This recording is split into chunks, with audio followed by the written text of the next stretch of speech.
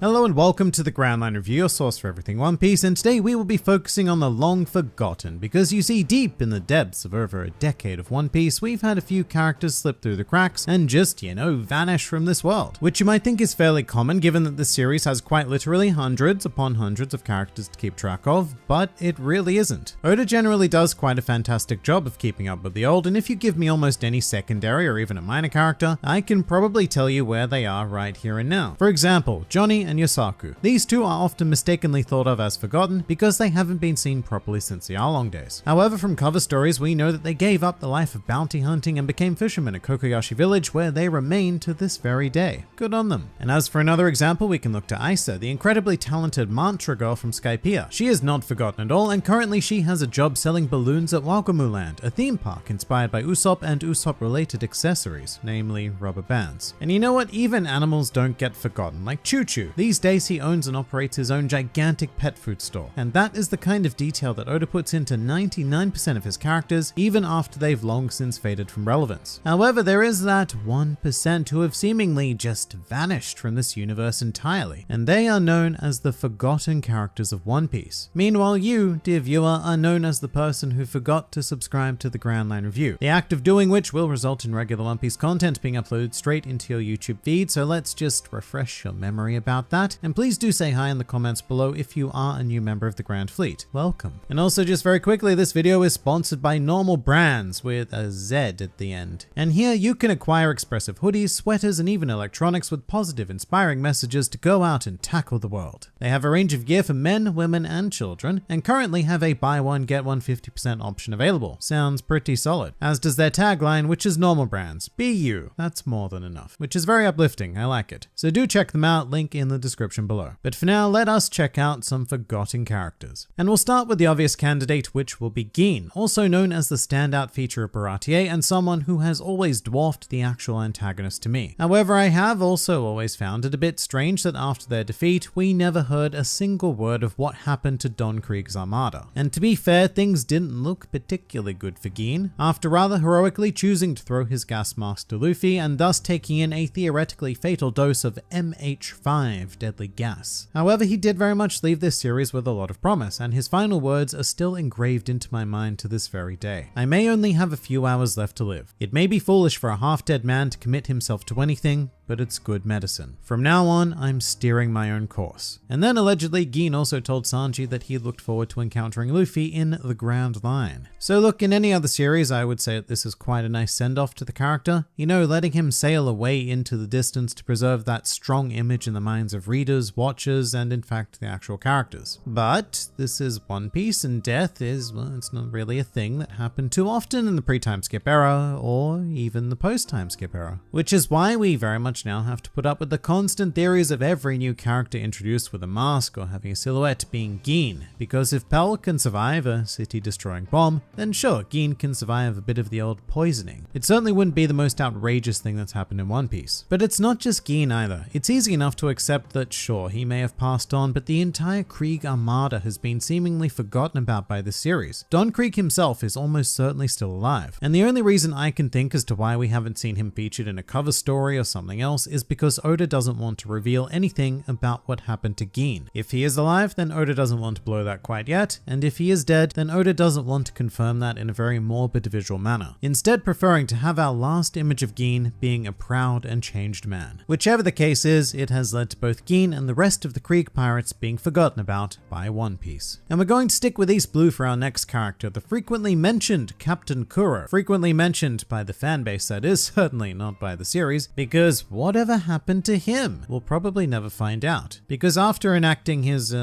questionable plan on Syrup Village, Luffy delivered a stunning headbutt to our cat-loving captain, which when you think about it kind of adds insult to injury, because Kuro's whole thing was that he was supposed to be like the intelligent pirate, one of the smartest of all of the people in East Blue, according to Oda actually, and as such Luffy chose to take him down by using his head in the only way Luffy possibly can, literally. He then rather unceremoniously threw Kuro to towards his former crew, and that was the last we saw of the cat captain. At least in the manga anyway. In the anime there was this filler scene during Logtown where it showed that Kuro had returned to piracy and he was alerted to Luffy's new bounty, which was a kind of cool scene actually. This is a great example of filler that really works for me because I can imagine Oda doing something like this. With that said, Oda didn't in fact do it, and as a result in canon we have no idea what happened to Kuro because he has never been seen again in any way, shape or form. No cover stories, no nothing. And he certainly doesn't have the Gin excuse of, more than likely being dead either. At best, maybe Kuro has a motivational excuse though because his entire arc was focused on exiting the life of piracy and finding some kind of peace. So it seems more likely that even without the riches he was seeking, Kuro just up and retired. But I would love to know what that retirement consisted of, because that's what we get to see with most villains in One Piece, or even side characters, or even really minor characters. Because guess what? To name yet another example, we even know what Disco is doing these days. Do you remember Disco?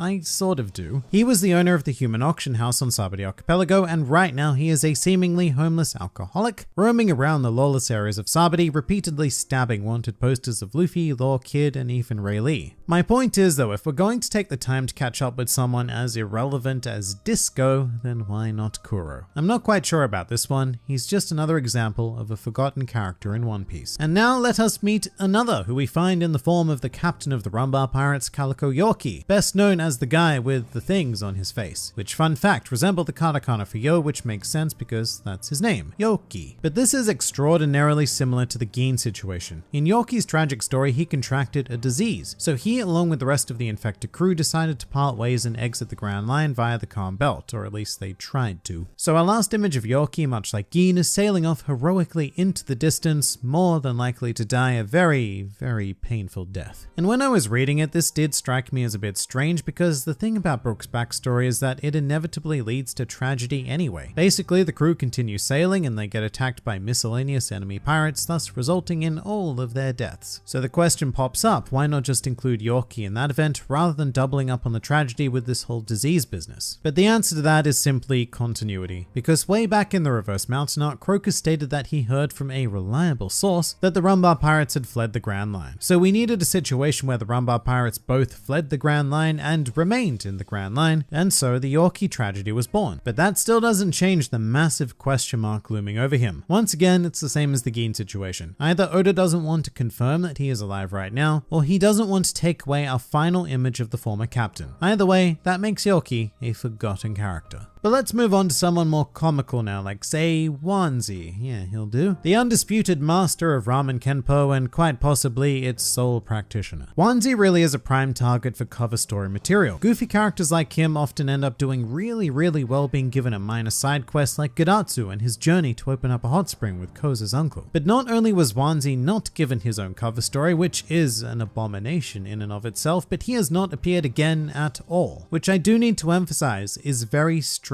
because even if you are just a minor One Piece character, it is almost guaranteed that you will appear again, even if it's only in the background somewhere. With that said, I should of course mention that OnE did indeed appear in One Piece film Gold, proposing to a woman on a Ferris wheel. And as much as I would like to congratulate OnE on his assumed engagement, film Gold is not canon, and OnE is still very much forgotten in the actual series. Let's get back to villains now, because Arlong is another great choice for a forgotten character, except he's a bit special, because he did have a prominent role in the Fisher Tiger flashback, which is great, it really is. It expanded upon Arlong and gave us some great context as to why he became the monster he did in regards to Kokoyashi Village, which once again, that's great and all, but in terms of modern day, we still have no idea what has become of Arlong, or any of his crew apart from Hachan. We just know that he was arrested by the Marines, and given how dangerous he is, you would think that a natural spot for Arlong likely would have been Impel Down. However, he was not present there, forcing us to assume that he is being held in some sort of East Blue pleb prison, one that he could potentially quite easily escape from. I don't know, he's a weird one because despite the fact that he was an East Blue antagonist, he is still one of the most pronounced villains in the series. So I do find it a bit odd that we have never seen or heard anything regarding his current situation. Because look, you can include him in as many flashbacks as you want, but when we consider the modern day, he is still a very